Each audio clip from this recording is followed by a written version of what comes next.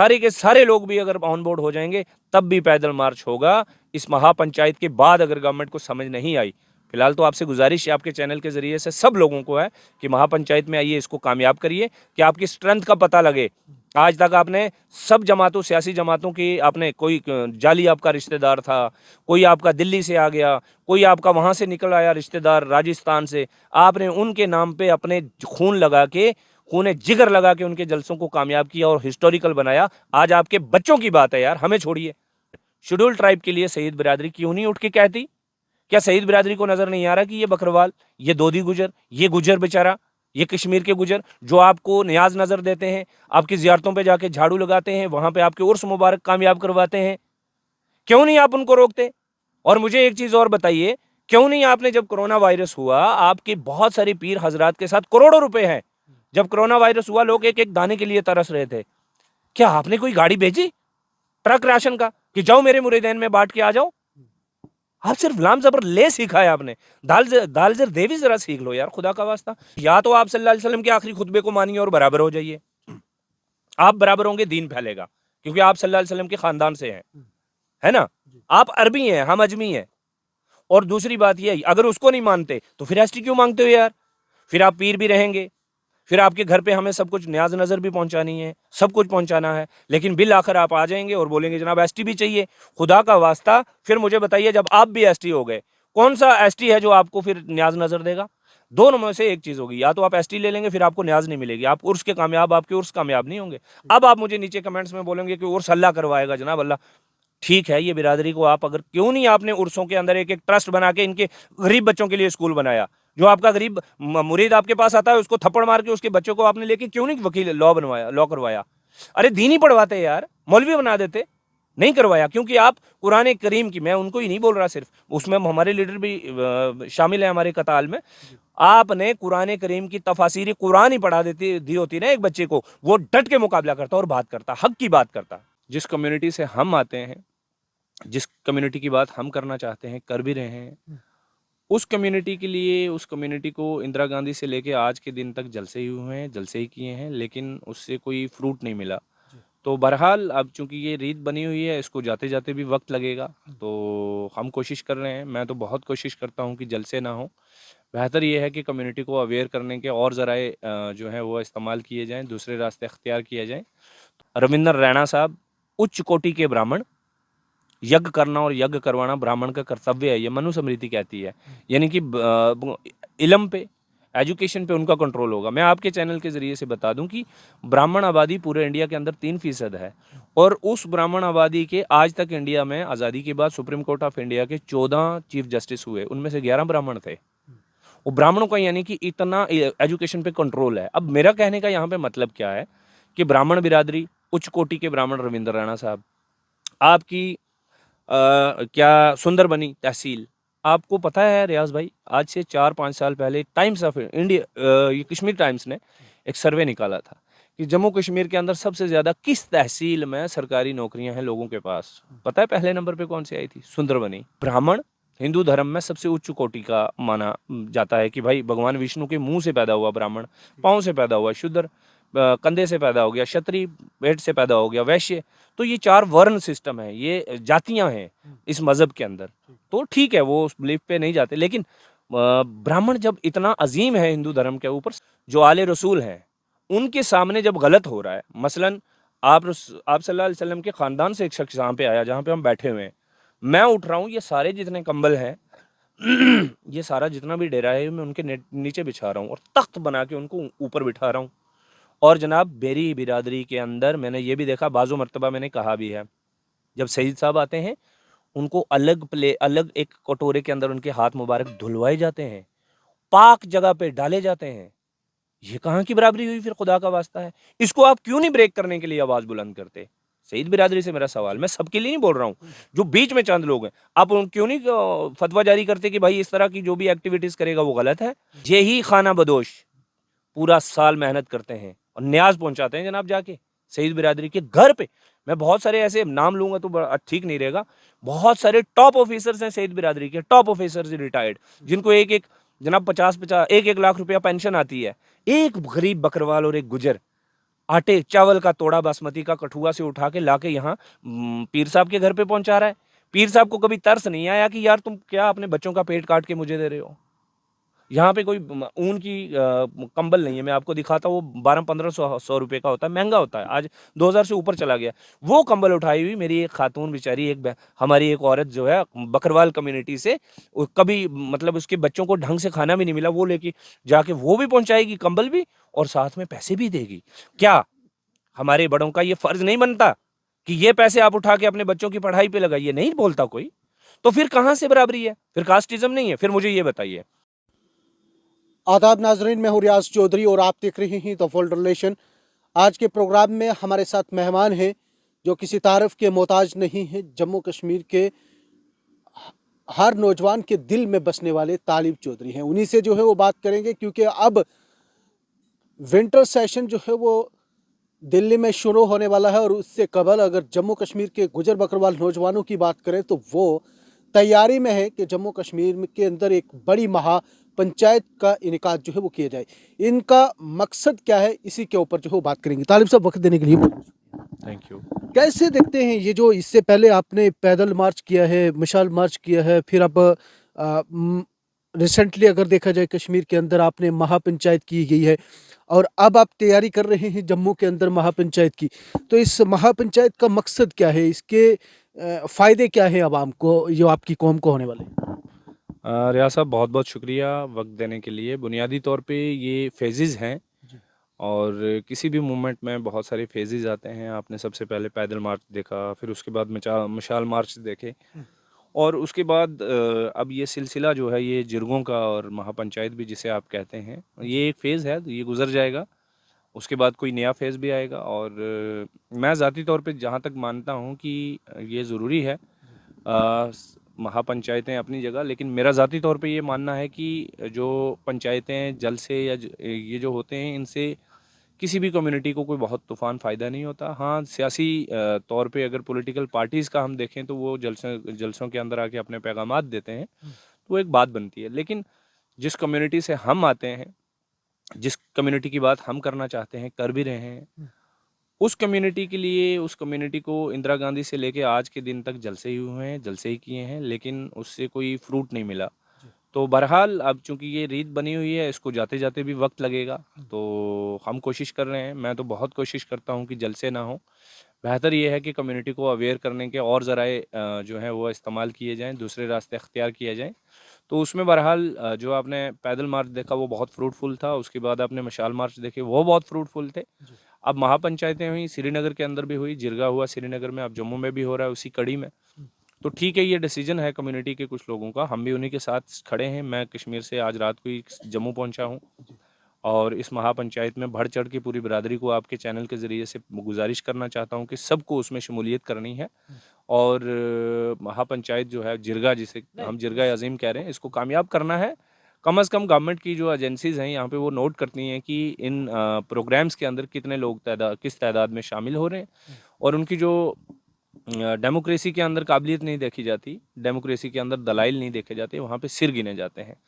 तो यहाँ पे भी सिरों की फाइट है और सिर ज़्यादा होने चाहिए। हम चाहते हैं कि कम्युनिटी का बहुत बड़ा इसमें रिप्रेजेंटेशन हो और उसके बाद का मामला ये है कि अब जबकि 3 दिसंबर को महापंचायत जम्मू के रेलवे स्टेशन के बिल्कुल पास रेलवे मस्जिद है, जामा मस्जिद, उसके पास में ही एक जेडीए पार्क है, वहाँ पे ये तय हुआ है।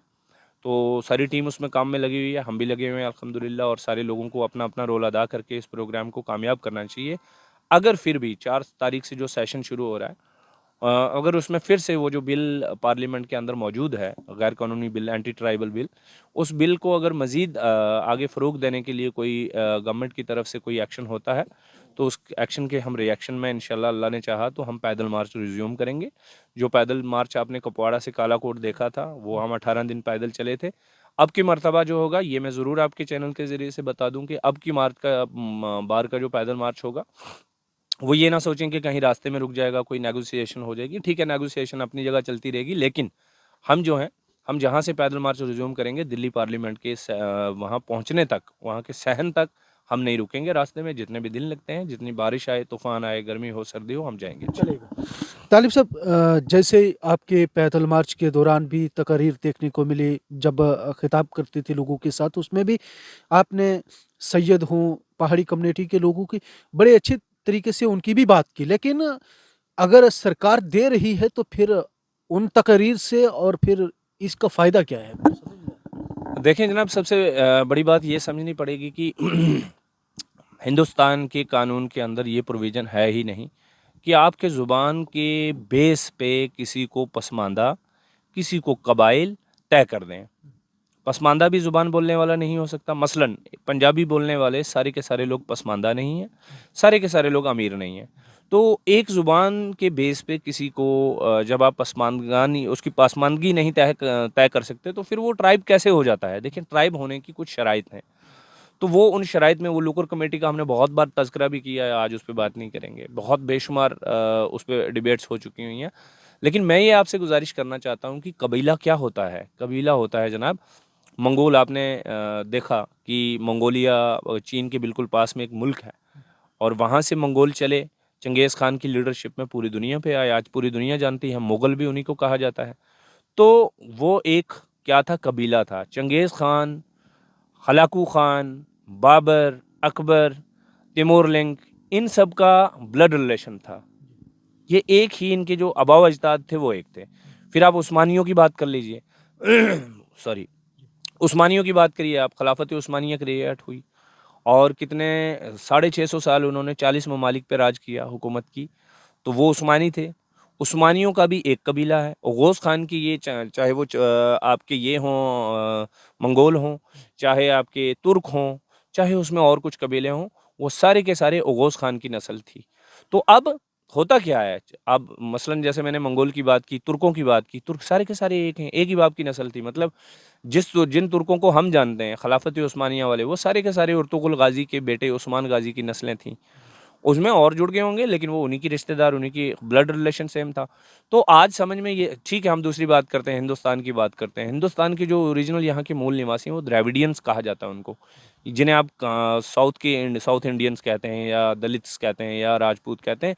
ये सारे के सारे इंडियंस हैं, और ये द्रविडियंस हैं।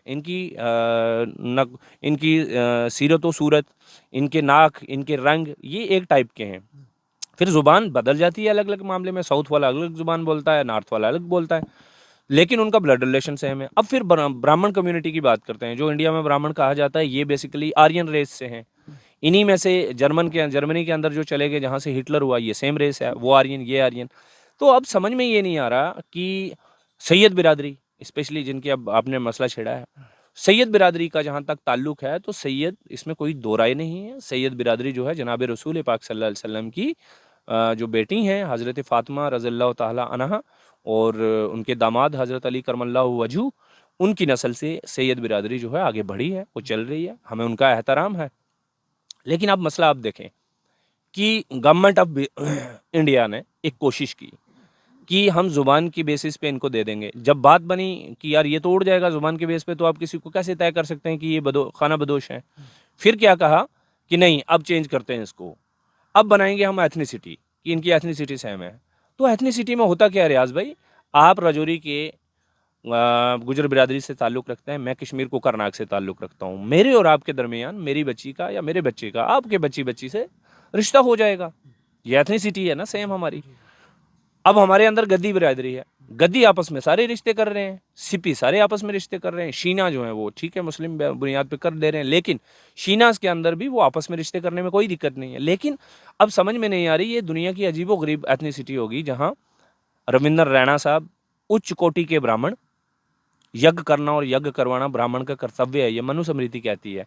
यानी कि इल्म पे, एजुकेशन पे उनका कंट्रोल होगा। मैं आपके चैनल के ज़रिए से बता दूं कि ब्राह्मण आबादी पूरे इंडिया के अंदर 3% है, और उस ब्राह्मण आबादी के आज तक इंडिया में आज़ादी के बाद सुप्रीम कोर्ट ऑफ इंडिया के 14 चीफ जस्टिस हुए, उनमें से 11 ब्राह्मण थे। वो ब्राह्मणों का यानी कि इतना एजुकेशन पे कंट्रोल है। अब मेरा कहने का यहाँ पे मतलब क्या है कि ब्राह्मण बिरादरी, उच्च कोटि के ब्राह्मण रविंद्र रैना साहब, आपकी क्या सुंदरबनी तहसील, आपको पता है रियाज भाई, आज से 4-5 साल पहले टाइम्स ऑफ इंडिया, ये कश्मीर टाइम्स ने एक सर्वे निकाला था कि जम्मू कश्मीर के अंदर सबसे ज़्यादा किस तहसील में सरकारी नौकरियां हैं लोगों के पास? पता है पहले नंबर पे कौन सी आई थी? सुंदरबनी।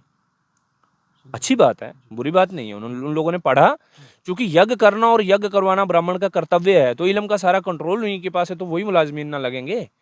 मैं थोड़ी ना लग जाऊंगा जनाब, जिसकी फर्स्ट जनरेशन पढ़ रही है, मैं कैसे लग जाऊंगा? अब गुजारिश आपसे ये है कि ब्राह्मण हिंदू धर्म में सबसे उच्च कोटि का माना जाता है, कि भाई भगवान विष्णु के मुंह से पैदा हुआ ब्राह्मण, पाँव से पैदा हुआ शूद्र, कंधे से पैदा हो गया क्षत्रिय, पेट से पैदा हो गया वैश्य।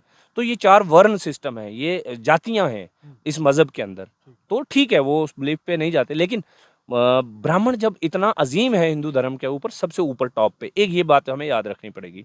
दूसरी तरफ मुसलमानों के साथ क्या है कि मुसलमानों में आप देख लीजिए, अब बहुत सारे लोग बोलते हैं कि तालिब भाई ये तो आप गलत बोलते हो ना। अब अगर सैयद बिरादरी का कोई शख्स किसी दूसरे इलाके में जा रहा है, किसी दूसरी बिरादरी के घर पे जा रहा है, तो अगर वो एहतराम करते हैं तो उसमें सैयद का क्या कसूर? मैं बोलता हूँ एहतराम करना गलत बात नहीं है। आप सैयद का ही क्यों एहतराम करेंगे? मोची का क्यों नहीं करेंगे? जिस मोची का नाम गुलाम रसूल है या रामपाल है, अब उसका भी क्यों नहीं एहतराम करेंगे? ये तो दीन है ना। मेरा ये मानना है कि दीन में, इस्लाम में कास्टिज्म नहीं है, क्योंकि जनाब रसूल पाक सल्लल्लाहु अलैहि वसल्लम का आखिरी खुतबा मुबारक है कि कोई अरब किसी अजम से बेहतर नहीं। अरब कौन? अरब के अंदर रहने वाले लोग। अजम कौन? हम लोग, अजमी, गैर अरबी। अरब में कौन आता है? कुरैश खानदान भी है। कुरैश खानदान से कौन है? आप सल्लल्लाहु अलैहि वसल्लम खुद ही कह रहे हैं कोई अरब किसी अजम से बेहतर नहीं, यानी कि कोई अरबी किसी अजमी से बेहतर नहीं, कोई गोरा किसी काले से बेहतर नहीं, कोई अमीर किसी गरीब से बेहतर नहीं, कोई मर्द किसी औरत से बेहतर नहीं। तुम में से बेहतर वही है जिसके आमाल अच्छे होंगे। तो ये तो यकसानियत है ना। जनाब रसूल पाक सल्लल्लाहु अलैहि वसल्लम ने हम में ये सारी दीवारें तोड़ के रख दी कि कोई छोटा मोटा नहीं है आप में। फिर आप मुझे बता दीजिए, हम बाकी कम्युनिटीज़ को छोड़ देते हैं, क्योंकि हम इंडियन सब कॉन्टिनेंट के अंदर रहते हैं, तो यहाँ पे कास्ट जो है, कास्ट ये कौमी निज़ाम जो है हमारे अंदर प्योस्त कर गया है, बाकी अकवाम की वजह से, बाकी मज़ाहिब के लोगों की वजह से, देखा देखी, क्योंकि बहुत सारे हमारे दूसरे मज़ाहिब से इस्लाम कबूल किए, तो वो रसूमात जो थी वो साथ में चली आई। मेरा एक सवाल ये मैं गुजारिश करना चाहता हूँ कि सैयद बिरादरी, सब मुसलमानों का फ़र्ज़ है, हम पे फ़र्ज़ है पूरे दुनिया के अंदर इस्लाम की बात करना, लेकिन जो आले रसूल हैं उनके सामने जब गलत हो रहा है, मसलन आप सल्लल्लाहु अलैहि वसल्लम के ख़ानदान से एक शख्स यहाँ पे आया, जहाँ पे हम बैठे हुए हैं, मैं उठ रहा हूँ, ये सारे जितने कंबल हैं ये सारा जितना भी डेरा है मैं उनके नीचे बिछा रहा हूँ और तख्त बना के उनको ऊपर बिठा रहा हूँ। और जनाब मेरी बिरादरी के अंदर मैंने ये भी देखा, बाज़ो मरतबा मैंने कहा भी है, जब सईद साहब आते हैं उनको अलग एक कटोरे के अंदर उनके हाथ मुबारक धुलवाए जाते हैं, पाक जगह पे डाले जाते हैं। ये कहाँ की बराबरी हुई? फिर खुदा का वास्ता है, इसको आप क्यों नहीं ब्रेक करने के लिए आवाज बुलंद करते? सईद बिरादरी से मेरा सवाल, मैं सबके लिए नहीं बोल रहा हूँ, जो बीच में चंद लोग हैं, आप क्यों नहीं फतवा जारी करते कि भाई इस तरह की जो भी एक्टिविटीज करेगा वो गलत है? और दूसरे नंबर पे देखिए, यही खाना बदोश पूरा साल मेहनत करते हैं और न्याज पहुंचाते हैं जनाब जाके सईद बिरादरी के घर पे। मैं बहुत सारे ऐसे नाम लूंगा तो ठीक नहीं रहेगा, बहुत सारे टॉप ऑफिसर्स हैं सईद बिरादरी के, टॉप ऑफिसर्स रिटायर्ड, जिनको एक जनाब 50-50 1-1 लाख रुपया पेंशन आती है। एक गरीब बकरवाल और एक गुजर आटे चावल का तोड़ा बासमती का कठुआ से उठा के लाके यहाँ पीर साहब के घर पे पहुंचा रहा है। पीर साहब को कभी तरस नहीं आया कि यार तुम क्या अपने बच्चों का पेट काट के मुझे दे रहे हो? यहाँ पे कोई ऊन की कंबल नहीं है, मैं आपको दिखाता हूँ, वो 1200-1500 रुपए का होता है, महंगा होता है, आज 2000 से ऊपर चला गया।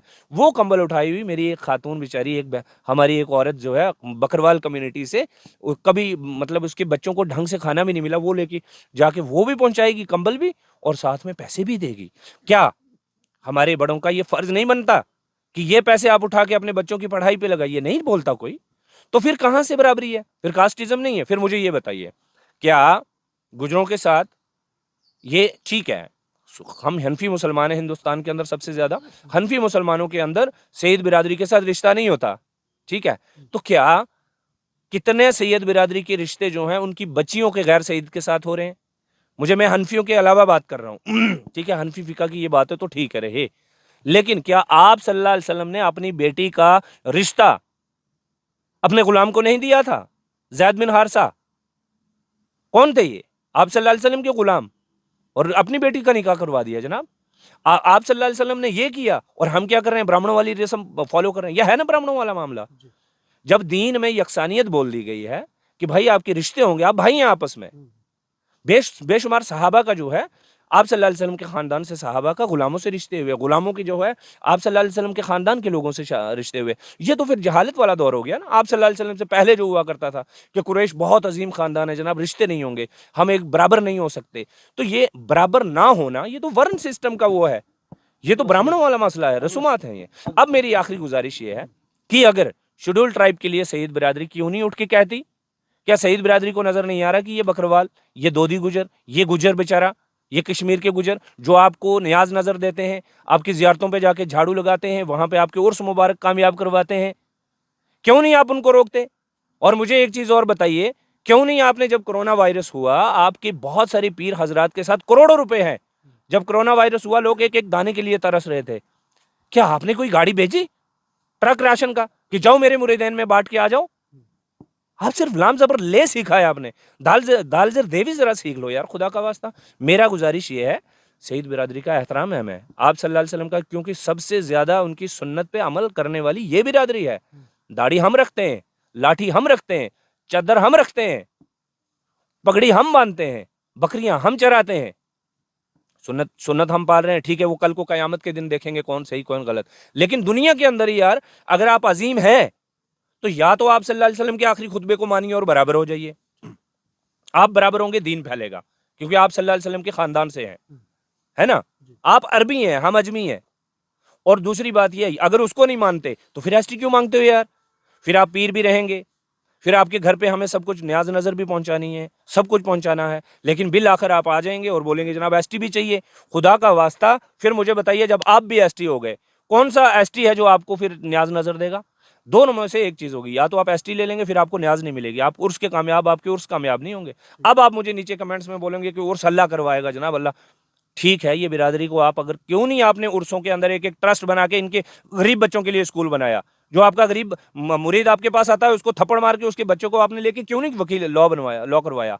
अरे दीन ही पढ़वाते यार, मौलवी बना देते, नहीं करवाया, क्योंकि आप कुरान करीम की, मैं उनको ही नहीं बोल रहा, सिर्फ उसमें हमारे लीडर भी शामिल है हमारे कताल में, आपने कुरान करीम की तफासीरी कुरान ही पढ़ा देती दी होती ना एक बच्चे को, वो डट के मुकाबला करता और बात करता, हक की बात करता। लेकिन आने वाले दिनों में जैसे आप महापंचायत कर रहे हैं, आपने दोबारा से पैदल मार्च दोबारा से रिज्यूम भी हो सकता है, लेकिन उससे कबल अगर देखा जाए तो जैसे पिछले टाइम में इससे पहले जो आपके गुजर लीडर थे उनकी तरफ से आपको सपोर्ट जो है वो काफ़ी मिली है। कहा जा रहा है कि अब सरकार का दबाव जो है वो उनके ऊपर भी है, और कुछ वो नौजवान भी हैं जो पैदल मार्च के दौरान नंबर 1 पे यानी कि आगे चल रहे थे, उनके ऊपर भी दबाव है। तो क्या इससे असर पड़ेगा या नहीं पड़ेगा, या मज़ीद आगे कामयाब होंगे? रियाज भाई, इसका मेरे पास एक जीतता जागता सबूत है। अल्लाह तबारक व तआला ने कुरान करीम के अंदर कहा है कि जब हक की बात करनी हो तो लोगों का इंतज़ार ना करो, बस निकल जाओ, हक की बात कहो और निकल जाओ अल्लाह का नाम लेके। और ये मैंने करके देखा है, आप लोग भी साथ में थे, पूरी बिरादरी साथ में थी अल्हम्दुलिल्लाह, नौजवान थे, बुजुर्ग सब। आसिफा के केस में पूरी दुनिया और ताकत एक तरफ खड़ी हुई थी और ये मजलूमीन जितने भी आप देखते हैं ये सब एक तरफ थे। आप मुझे कोई बड़ा लीडर बता दीजिए जो उस वक्त हमारे साथ सड़कों पे आया, कोई नहीं आया। हमने पैदल मार्च किया, कोई नहीं आया, यही नौजवान थे। अगर इनमें से भी कुछ ऑन बोर्ड हो गए तो कोई इशू नहीं है। अल्लाह सबसे बड़ा मालिक है, इस हामी व नासिर वही है, पूरी कायनात का मालिक वही है, वो सारे निज़ाम को चलाता है, हम अपने रब पे भरोसा है। और क्या हो जाएगा जनाब, यहाँ पे अपने हकूक़ के लिए लड़ते हुए, कुरान कहता है, हिंदुस्तान का कॉन्स्टिट्यूशन भी कहता है, हमें बात करने की right to speech and expression है, और कुरान कहता है, दीन हमारा कहता है कि अपने हक की बात अगर नहीं करोगे तो आप जालिमों में हो। हम कैसे जालिम बन जाएं? सिर्फ थाने के डर से, जेल के डर से? कतई नहीं होगा। कुछ लोग छोड़ के सारे के सारे लोग भी अगर ऑन बोर्ड हो जाएंगे तब भी पैदल मार्च होगा। इस महापंचायत के बाद अगर गवर्नमेंट को समझ नहीं आई, फिलहाल तो आपसे गुजारिश है आपके चैनल के ज़रिए से सब लोगों को है कि महापंचायत में आइए, इसको कामयाब करिए, कि आपकी स्ट्रेंथ का पता लगे। आज तक आपने सब जमातों, सियासी जमातों की, आपने कोई जाली आपका रिश्तेदार था, कोई आपका दिल्ली से आ गया, कोई आपका वहाँ से निकल आया रिश्तेदार राजस्थान से, आपने उनके नाम पे अपने खून लगा के, खून जिगर लगा के उनके जलसों को कामयाब किया और हिस्टोरिकल बनाया। आज आपके बच्चों की बात है यार, हमें छोड़िए, हमें क्या मिल जाएगा महापंचायत जम्मू में करवाने से? मैं तो कश्मीर का रहने वाला हूं। आपकी महापंचायत इससे पहले राजौरी और पुंछ की तैयारी हो रही थी कि वहाँ पे होंगी, और कहा जा रहा है कि वहाँ पे भी प्रेशर पड़ा और इस वजह से वो टल गया और जम्मू की जा रही है। देखिए रियाज भाई, मैंने पहले भी कहा, मैं कोई महापंचायतों के तूफानी लेवल पे कोई बहुत बड़ा फेवर नहीं करता, लेकिन उसका मुखालिफ भी नहीं हूँ, ना उसकी सपोर्ट में हूँ ना मुखालाफ हूँ। लेकिन इतना ज़रूर है कि स्ट्रेंथ जाहिर होती है, गवर्नमेंट पे को पैगाम जाता है और वहाँ पे अपना पैगाम जो है जारी हो जाता है, नंबर 1। अब पुंछ और राजौरी में, पुंछ में तो हो गई, ज़रूरी थोड़ा था महापंचायत करके। पुंछ में तो छोटा सा, वहाँ पे नौजवानों ने, अताउल्ला न्याजी भाई और बाकी जमील साहब और बाकी लोगों ने जब वहाँ पे मोबिलाइज़ किया, तो आपने पुंछ में देखा सैलाब। पुंछ के नौजवानों को सलाम, जिसमें हम पे इल्ज़ाम भी लगाया बाद में ट्रोल आर्मी और ये गोदी मीडिया ने कि जनाब हमने वहाँ पे कोई आज़ादी के नारे लगाए। वो तो हो गई महापंचायत पुंछ वालों की। बचा राजौरी। राजौरी पे बहुत एक्सपेक्टेशंस थी, पर अनफॉर्चुनेटली राजौरी के जो लीडरशिप थी, उन पे जाती है ये सारी की सारी सवालिया निशान कि आपने क्यों नहीं किया। चाहे वो बड़े हों या छोटे हों, राजौरी के अंदर क्यों नहीं हुआ खुदा जानता है, मुझे नहीं इस बारे में इल्म। लेकिन अब जब जम्मू में हो रही है तो वो सारी की सारी कसर जम्मू में निकलेगी इंशाल्लाह। राजौरी वाले लोग भी आएंगे, पुंछ वाले भी आएंगे, रियासी वाले भी आएंगे, उधमपुर से भी आएंगे। और मैं एक अनफॉर्चुनेटली बड़ा अफसोस के साथ कह रहा हूँ कि मैं एक पैगाम देना चाहता हूँ आपके चैनल के जरिए से कि ठीक 3 तारीख को जनाब उमर अब्दुल्ला साहब ने उधमपुर में अपना जलसा रखा हुआ है। अब उमर अब्दुल्ला साहब के जलसे में ब्राह्मण बिरादरी तो आएगी नहीं, राजपूत बिरादरी तो आएगी नहीं। आ जाके इन्हीं बेचारे गुजर बकरवाल बिरादरी को इकट्ठा करके उमर साहब को जलसा कामयाब करना है।